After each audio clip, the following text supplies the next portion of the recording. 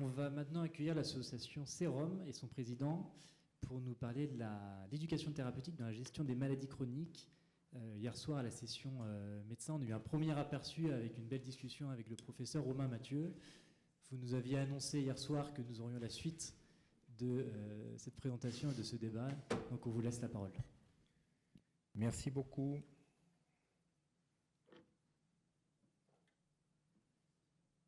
En tout cas, en attendant, merci cher Jean-Marc pour la transition.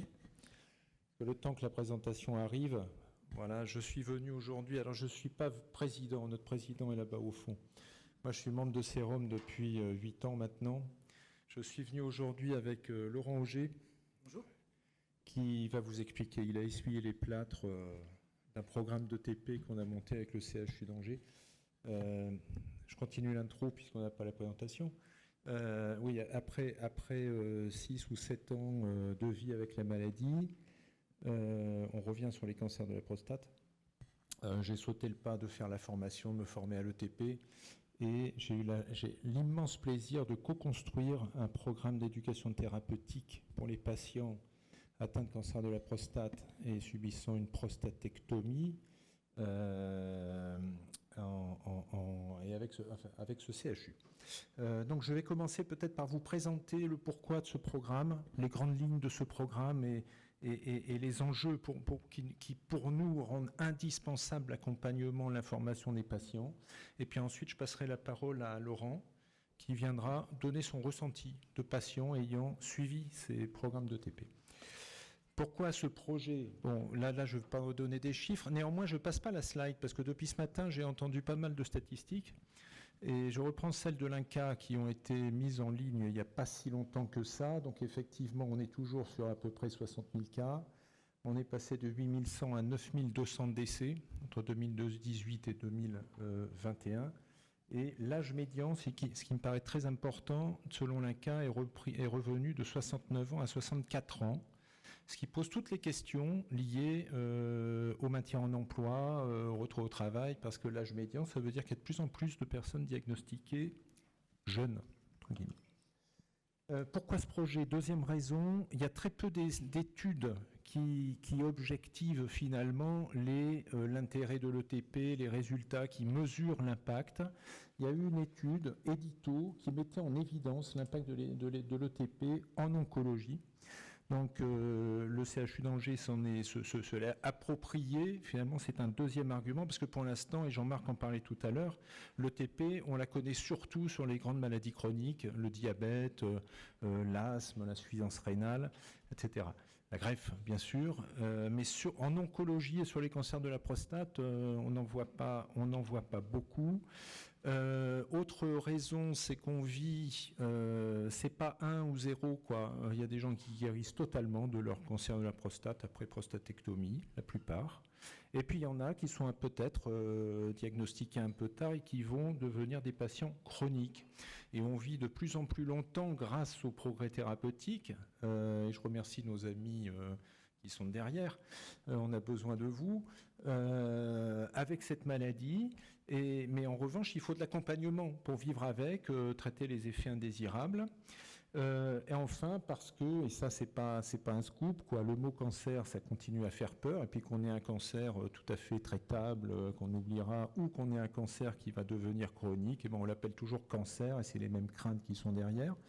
Il y a des impacts physiques et psychologiques, les deux sont très liés, hein, on en reparlera tout à l'heure, l'incontinence urinaire, la dysfonction érectile, la sexualité, la vie intime. Le temps d'hospitalisation qui se réduit par rapport à une chirurgie traditionnelle, les patients aujourd'hui, il y a des patients qui ne passent plus que 48 heures, parfois 24 heures à l'hôpital. Donc le temps de transmission de l'information par le personnel soignant est réduit lui aussi, ainsi que le temps d'écoute ou d'échange. Donc nous avons, avec une équipe que je vais vous présenter du CHU d'Angers, construit ce programme qui s'appelle Cancer de la prostate et chirurgie, mieux comprendre, mieux vivre et mieux agir. Il faut d'abord, pour construire un programme, une équipe motivée, elle est là. Hein, donc vous avez 3 médecins, vous avez 3 infirmières, une kiné, un patient qui passait par là et un CHU. Il faut un calendrier de travail,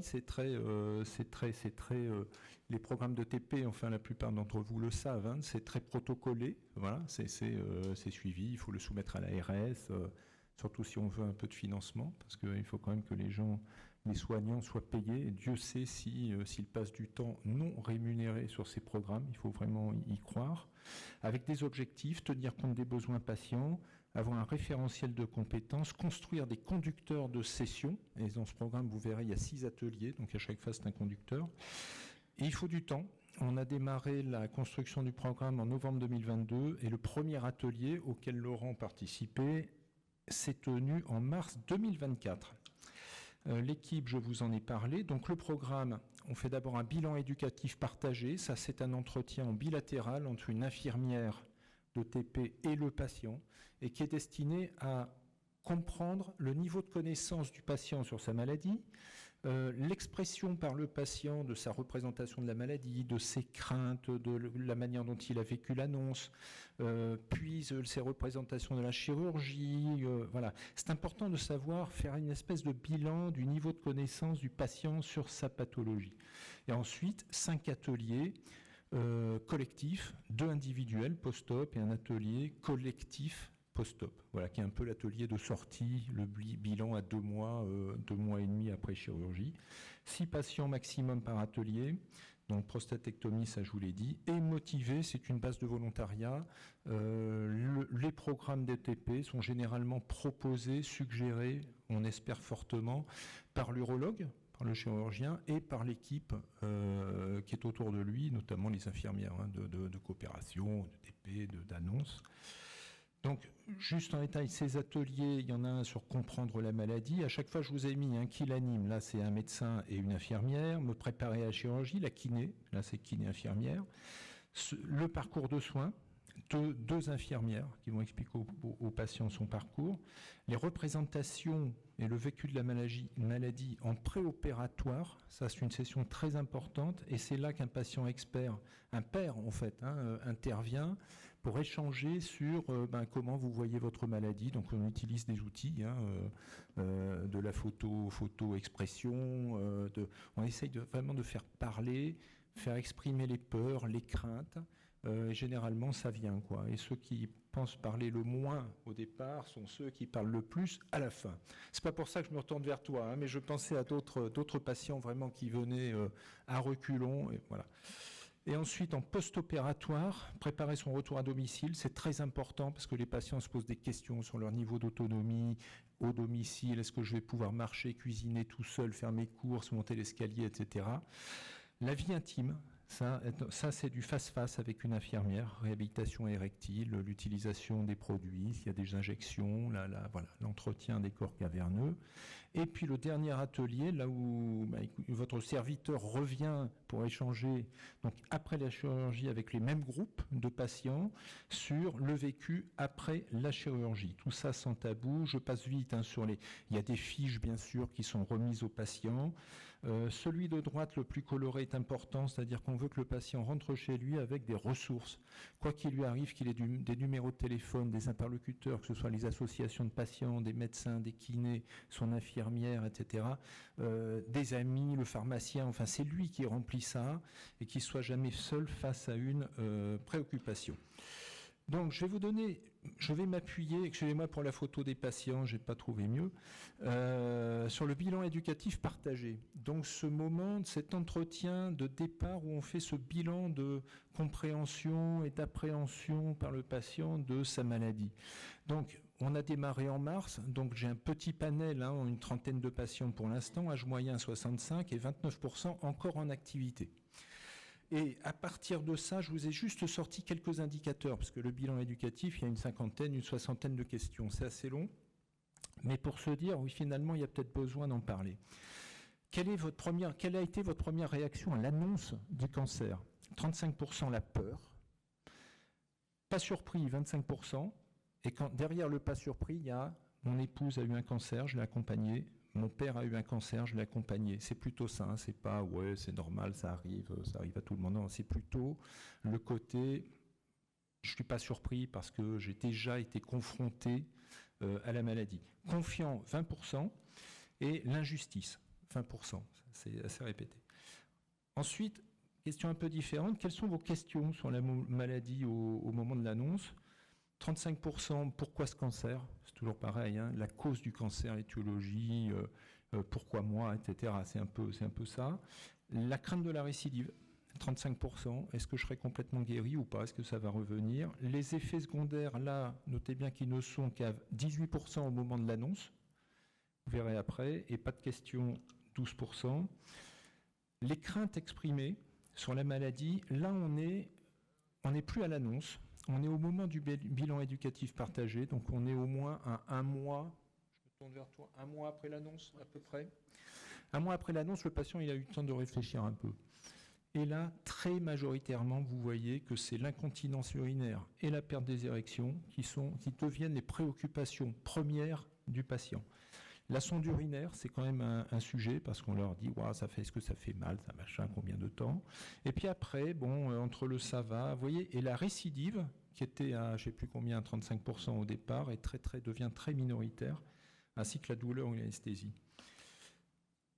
Une question qu'on pose aux patients. Excusez-moi pour la photo de ChatGPT, j'ai un peu galéré, je l'ai fait au dernier moment.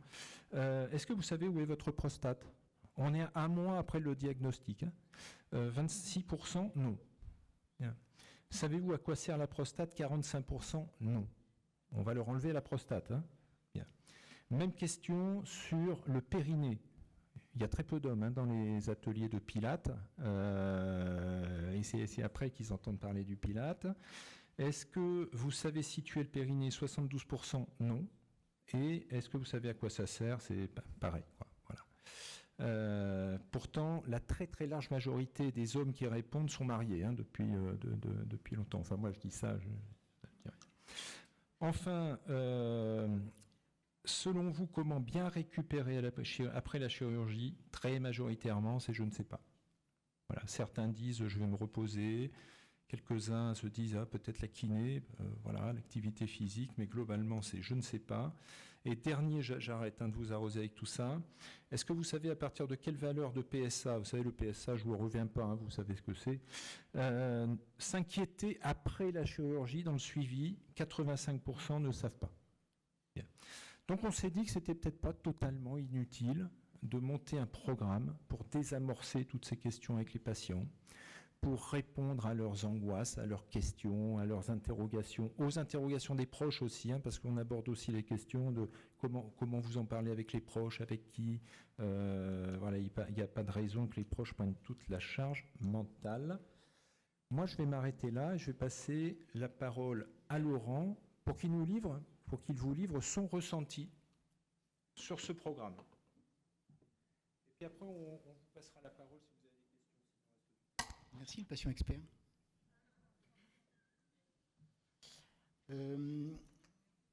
Moi, j'ai 60 ans, donc vous voyez, je suis exactement dans le cadre de ce dont Fabrice vous a parlé tout à l'heure, c'est-à-dire encore assez jeune pour travailler, mais juste dans la tranche d'âge où on peut être rapidement concerné par les problèmes dont on est en train de parler en ce moment. Et donc, lors de mon rendez-vous, juste après l'annonce de mon cancer, mon chirurgien m'a demandé si je serais partant pour faire partie du premier atelier d'éducation thérapeutique du patient d'Angers concernant le cancer de la prostate. J'avoue que je ne savais pas trop à quoi m'attendre et que je ne savais pas ce que j'allais y trouver, que je ne savais pas ce que ça allait m'apporter, mais que ça m'intéressait parce que globalement, je manquais d'informations et même si je sais ce que c'est qu'une prostate et je sais où elle se situe, moi, j'avais quand même besoin de récupérer des informations médicales, précises, pas n'importe où, pas sur Internet, et de savoir ce qui allait m'arriver, quoi, tout simplement. Donc ça a été l'occasion de ce premier entretien, puisque en fait, avec l'infirmière coordinatrice, on a pu discuter du contenu de ce programme et de comprendre à quoi il servait et pourquoi il a été mis en place. Une grosse partie des explications vous ont été données par Fabrice.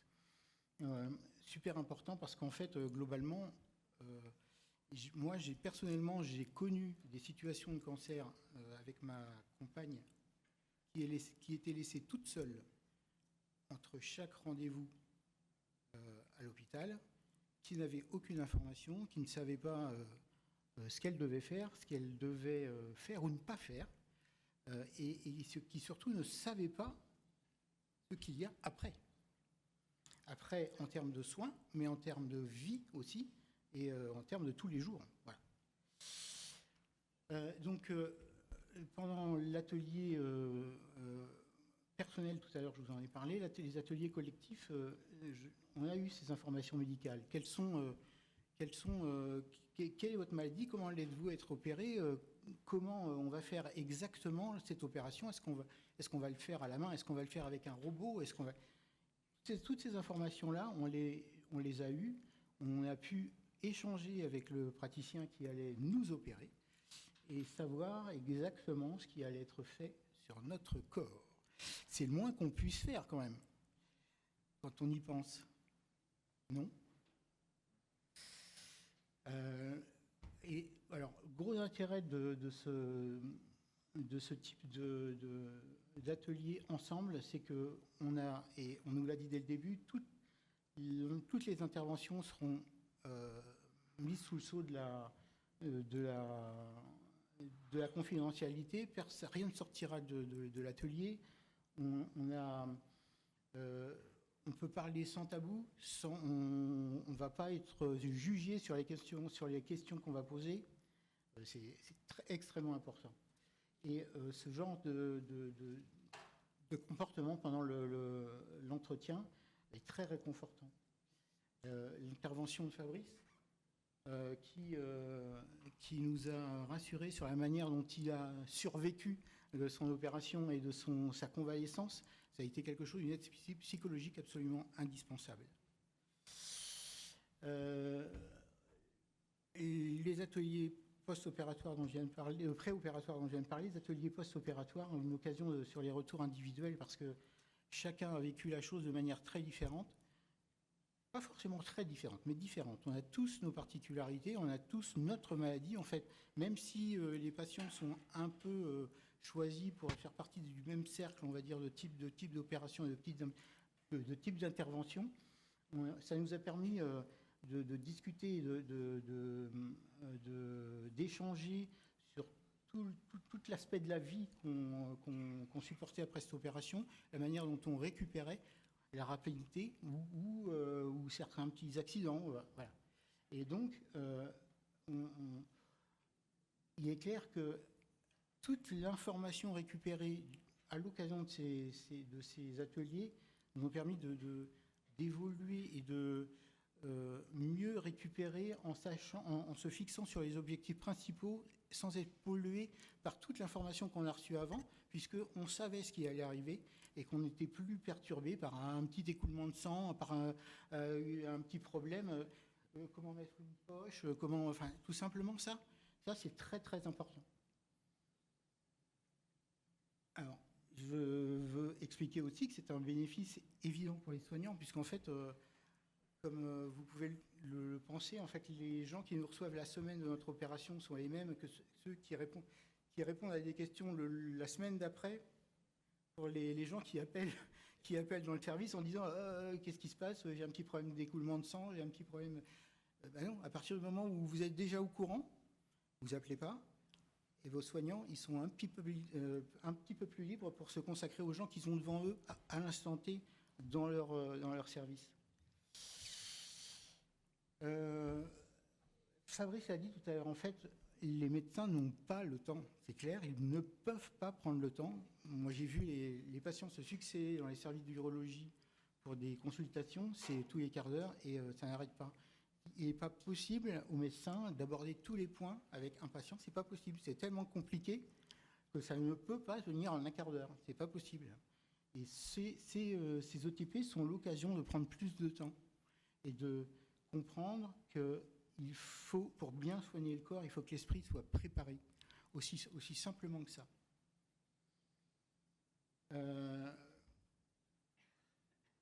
Moi, je tiens à remercier cette équipe parce qu'en fait, ils ont été les précurseurs d'un truc qui va faire ses petits dans les mois à venir. Et c'est très, très réconfortant de savoir que d'autres personnes vont profiter de cette expérience pour continuer. Et je veux en même temps donner mon petit avis sur ce que j'ai entendu dans le service d'urologie. En fait, ce programme ETP n'était pas financé. Pas financé. C'est quand même incroyable. C'est le seul moyen pour les patients de se renseigner sur leur maladie de manière objective, correcte, et de se rassurer avant ou après des opérations. C'est invraisemblable que ça n'existe pas encore dans notre pays, que ce ne soit pas financé. C'est aussi simple que ça. Voilà.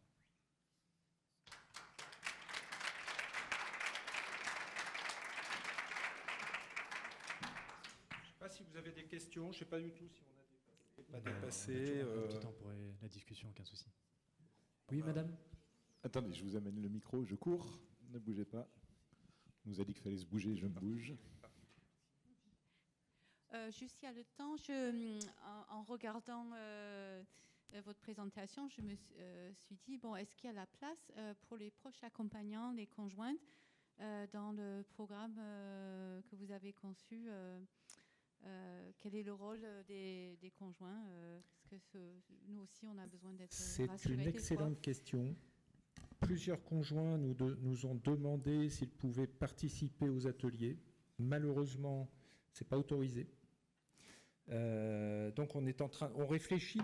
Enfin, moi, je trouve qu'il faudrait au moins un atelier pour les conjoints. Peut-être pour les enfants aussi, hein, parce qu'il y a aussi des enfants qui se posent des questions. Comment j'en parle? Qu'est-ce que je peux dire? Où est-ce que je gaffe? Où est-ce que je gaffe pas? Qu'est-ce qui le fait souffrir dans les propos? Donc il faudrait au moins un atelier. Et ça, c'est quelque chose dont on va parler à Angers. Parce que construire un atelier complémentaire, c'est pas trop... surtout que grâce à Laurent, on va décrocher des financements. Maintenant, vous allez voir, ça va tomber. On va pouvoir généraliser. Mais c'est une vraie question. Merci beaucoup. Est-ce qu'il y a d'autres commentaires, d'autres questions? Moi, Pardon. Eh bien, pour l'instant, c'est seulement au CHU d'Angers. Oui. Il y a deux micros. L'idée, c'est de le présenter. Ce programme existe, il est vraiment très structuré. Moi, mon rêve, c'est que maintenant, on puisse effectivement aller le dupliquer. Hein. On est dans une logique d'article 51, je trouve, là. Hein. On s'est fait notre article 51. Moi, ce qui me fait mal, comme le disait Laurent, c'est que les infirmiers, on a travaillé avec eux leurs jours de congé, le week-end, le soir. C'est pas financé. Non financé, c'est ça que ça veut dire. Moi, je vois donc tout à fait d'accord, hein, Fabrice. On se connaît suffisamment pour savoir nos parcours et nos engagements. C'est une façon très intéressante, l'éducation thérapeutique, de faire devenir le patient acteur de sa santé. Parce que dès lors où il connaît son parcours, comment ça se passe et tout ça, moins d'angoisse. Et donc, il est beaucoup plus attentif à ce que les soignants vont lui dire. Il va les comprendre parce qu'on lui aura expliqué le vocabulaire et les techniques et autres. Et vraiment, il va faire équipe avec ses soignants. Et ça, c'est quelque chose de très important. Et je voudrais refaire le lien avec votre question de tout à l'heure, madame. Quand le patient peut désamorcer ses peurs, ses craintes, quand il sait comment ça va se passer, c'est une charge mentale qui est enlevée à l'intérieur du foyer, de la famille, pour les amis, pour les proches. Oui. Bonjour. Si j'ai bien compris, donc c'est un parcours qui commence une fois que le diagnostic est posé, donc après la biopsie. Mais il y a un grand moment d'angoisse, en fait, qui a lieu bien avant, qui a lieu dès le résultat de l'IRM et dès l'annonce du PIRAD, si l'annonce est faite, parce que généralement, c'est un papier qui est distribué par quelqu'un qui n'est pas expliqué, et donc le patient se retrouve à décoder le compte-rendu du radiologue avec son meilleur ami Google. Donc, en fait, toute cette période qui peut être très longue, entre le rendez-vous avec l'urologue, puis ensuite le rendez-vous pour la biopsie, puis ensuite l'attente des résultats, toute cette partie-là n'est pas du tout utilisée, alors que c'est une partie qui est excessivement anxiogène.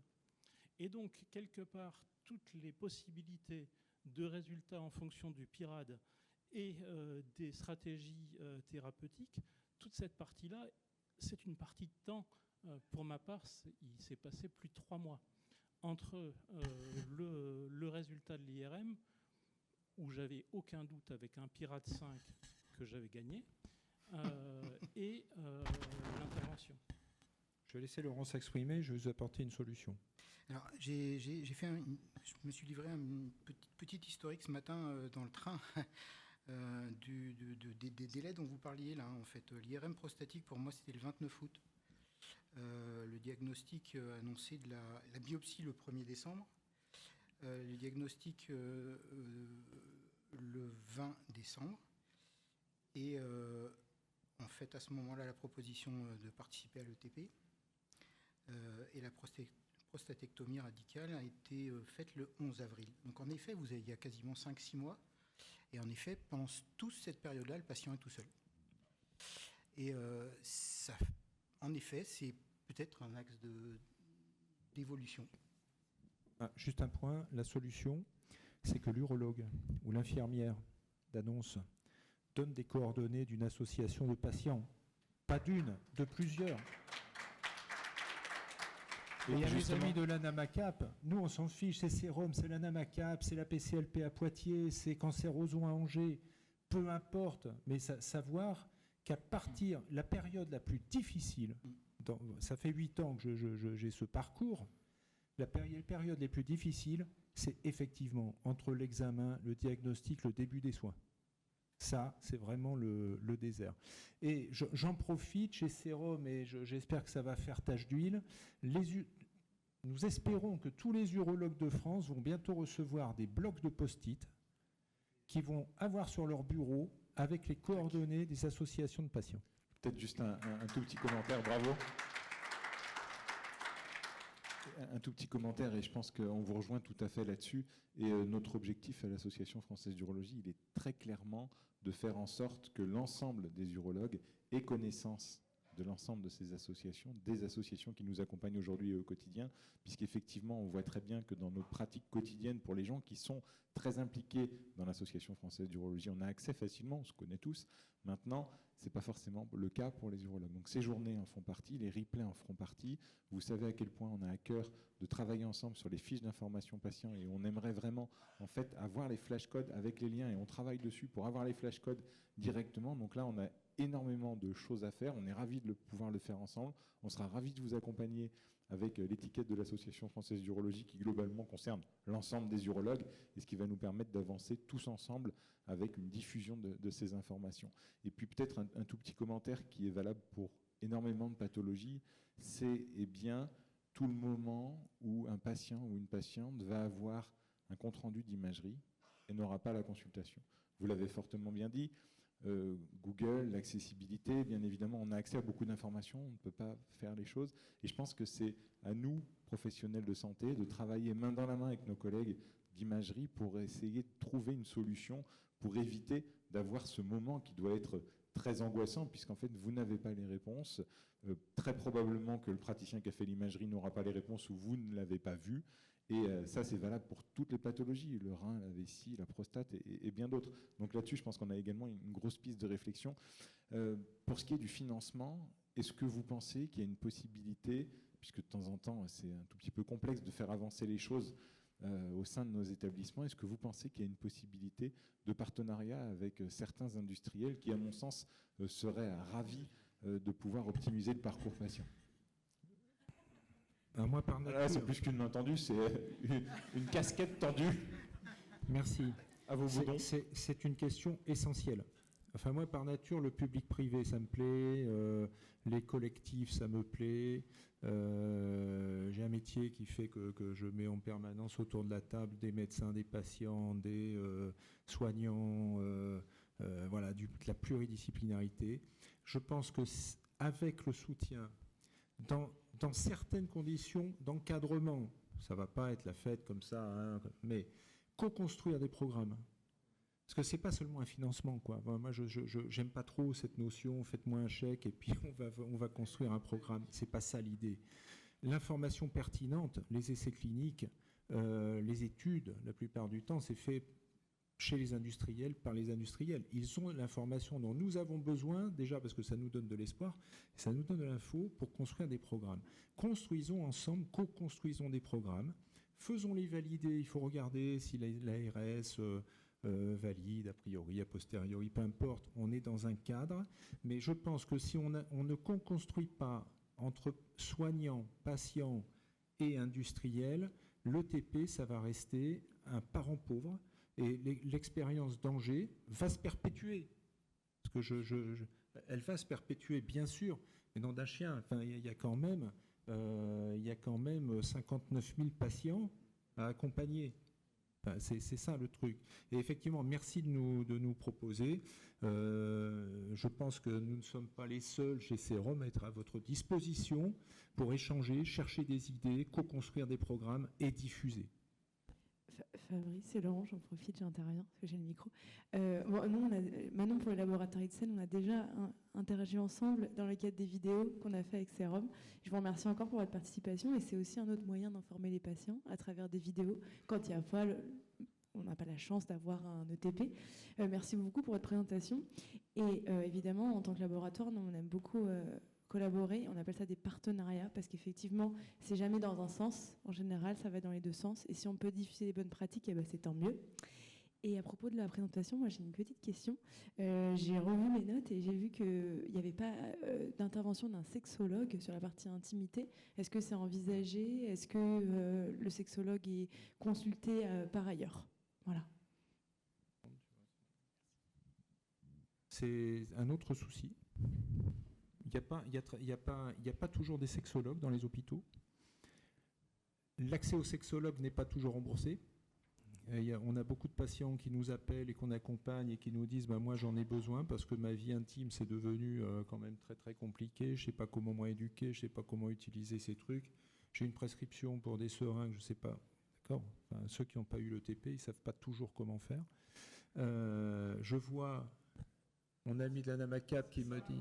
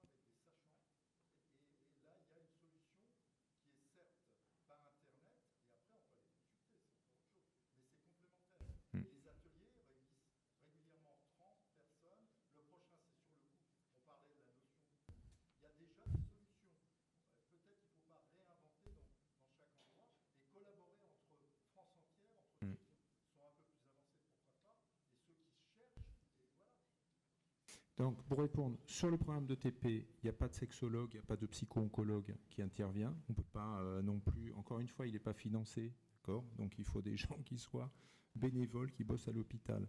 Maintenant, dans la prise en charge, et on revient, on a parlé des industriels, de ce qu'on pourrait faire, il y a cette notion de l'éducation thérapeutique du patient qui est quelque chose de très encadré. Il y a un deuxième niveau qui est l'accompagnement thérapeutique des patients.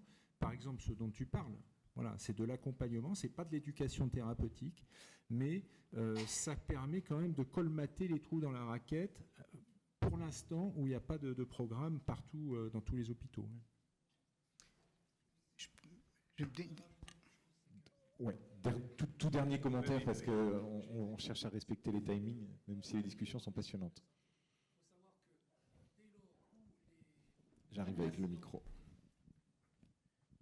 Patients sont accompagnés par l'ETP et autres, vous allez vous aussi y trouver votre compte en qualité de travail, de vie au travail, en temps, et donc ça c'est important, ça va vous libérer du temps, ça va vous laisser plus... Vous savez qu'il y a quelqu'un derrière qui va reprendre, alors bien sûr c'est pas des professionnels, mais c'est des gens, des patients qui connaissent bien le sujet, et ça va vous alléger la charge mentale, je vais dire. Merci encore. Je pense qu'on Le peut... mot de la fin. Oui, Ouais. le mot de la fin. S'il vous plaît, essayez de parler autour de vous du dépistage par PSA. C'est super important. C'est pour l'instant pas défini de manière nationale, mais s'il vous plaît, parlez-en autour de vous, parce que c'est la seule manière de dépister suffisamment tôt un cancer pour éviter qu'il ne dérive. Voilà. Merci encore, je pense qu'on peut vous applaudir pour tout ce travail.